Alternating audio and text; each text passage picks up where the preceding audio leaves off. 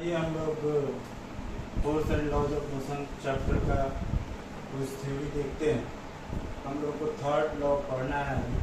Third law of motion, to every action there is equal and opposite reaction. प्रत्येक क्रिया के विपरीत एवं बराबर प्रतिक्रिया होता है। मान लेते हैं कि हम किसी को एक हाथ मारते हैं तो हाथ पे भी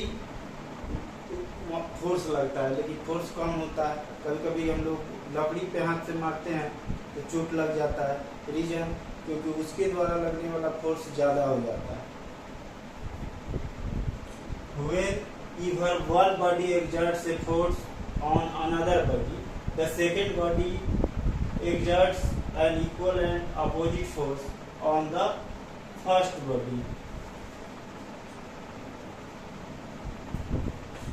पहले बॉडी के द्वारा लगने वाला फोर्स F1 है और दूसरे बॉडी के द्वारा लगने वाला फोर्स F2 है, और डायरेक्शन अपोजिट होने के कारण F1 माइनस F2 होगा। इसलिए फर्क examples of Newton third law of motion. Third law of motion के कारण हम लोग टहलते हैं।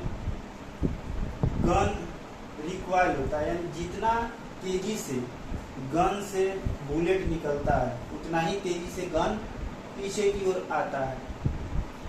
इसीलिए गन को कभी भी कंधे से सटाकर नहीं रखना चाहिए, क्योंकि जितना तेजी से उसका बुलेट निकलता है उतना ही तेजी से गन पीछे आता है। इसीलिए लोग दोनों हाथ और कंधे के बीच में रखते हैं ताकि चोट नहीं लगेगा।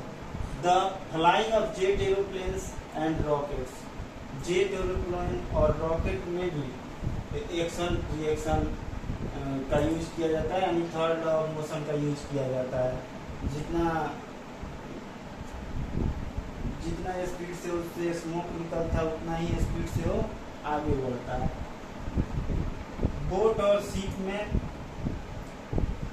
ओर का यूज किया जाता है। जितना तेजी से ओर से हम लोग पानी को पीछे धकेलते हैं उतना ही स्पीड से बोट आगे चलता है।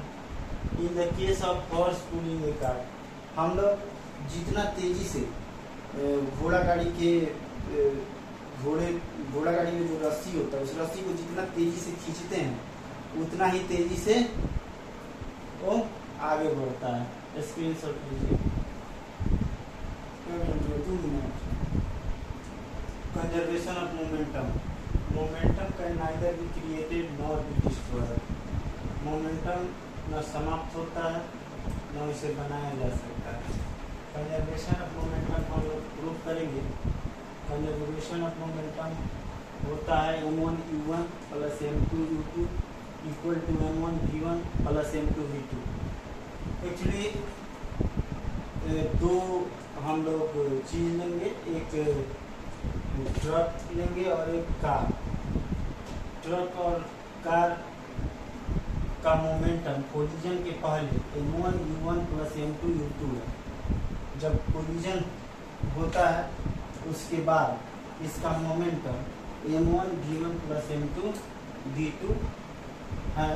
तो हम लोग को कंजर्वेशन ऑफ मोमेंटम प्रूव करना है। स्क्रीनशॉट में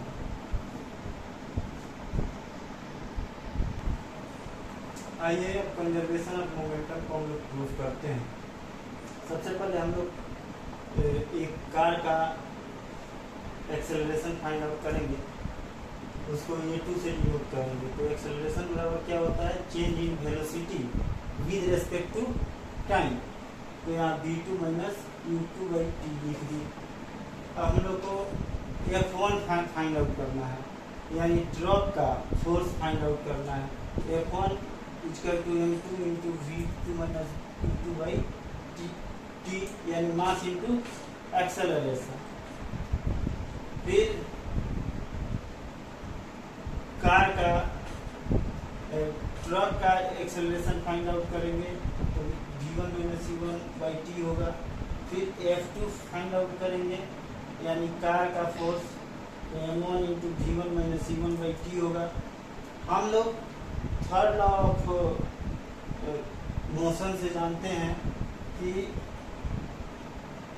प्रत्येक क्रिया के विपरीत में बराबर प्रतिक्रिया होती है, यानी F1 माइनस F2। यहाँ पे मास इंटू दोनों फोर्स को हम लोग इक्वल कर देंगे।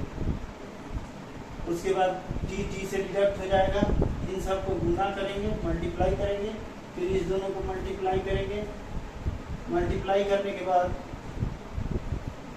M2V2 और इधर माइनस में जो है M1V1, इसको इधर लाएंगे, प्लस में चेंज हो जाएगा, और M2U2 को इधर लाएंगे, ये प्लस में चेंज हो जाएगा। Finally M1U1 plus M2U2 equal to M1V1 plus M2V2। It means total momentum before collision equal to total momentum after collision. इसी के साथ कंजर्वेशन ऑफ मोमेंटम प्रूफ हो गया। स्क्रीनशॉट लीजिए।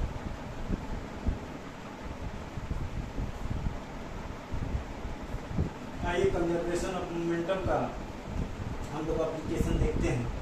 रॉकेट या जेट एरोप्लेन जो है कंजर्वेशन ऑफ मोमेंटम के प्रिंसिपल पे काम करता है, कंजर्वेशन ऑफ मोमेंटम के सिद्धांत पे काम करता है। और एक गन से रिलेटेड न्यूमेरिकल 9th क्लास में पूछा जाता है। इसमें क्या होता है कि मोमेंटम ऑफ बुलेट, हम बताए हैं आप लोगों को कि जितना तेजी से बुलेट निकलता है उतना ही तेजी से बंदूक पीछे भागता है। तो momentum of bullet equal to momentum of gun होता है, यानी mass of bullet into velocity of bullet equal to mass of gun into required velocity of gun, ये बराबर होता है। स्क्रीनशॉट लीजिए। Thank you for watching.